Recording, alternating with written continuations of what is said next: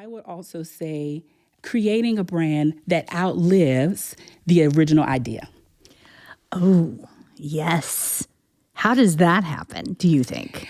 I think it really just comes for you being forward thinking. It's like we all want something different. And so if you're creating a brand that outlives the original idea, then you're taking yourself out of the box, right? What does everyone need? We live in a microwave society, right? And so a lot of times people are on to the next thing.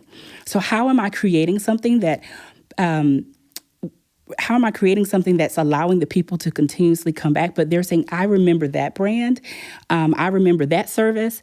And they are telling their friends about it, And so when you start thinking about the customer base and not this right now transaction, it creates this long lasting business. I, more than anybody, love butterflies and whimsy. And that is what you are bringing today. Yes. But tell me how you balance creativity with the operational side of running a business. So we talked about choices and questions to get to the choices that you have.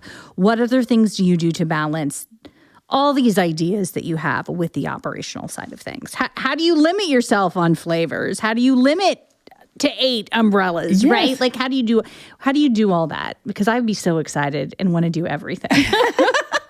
So I will say that, honestly, the structure helps the creativity.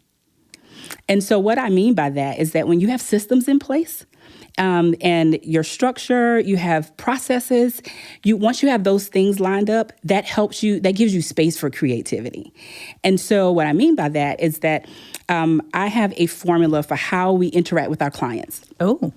And so we have from start to finish what the guest experience is, what's the buying process is. And so once we have that nailed down, we're not all over the place. Like, we're not scattered. We know exactly how our clients are going from the time that they do their inquiry to us until the time that their event happens. And even after the event, the thank you note that they get after the event, like all of that is a process and in our systems. So then that gives us the space to be creative, right?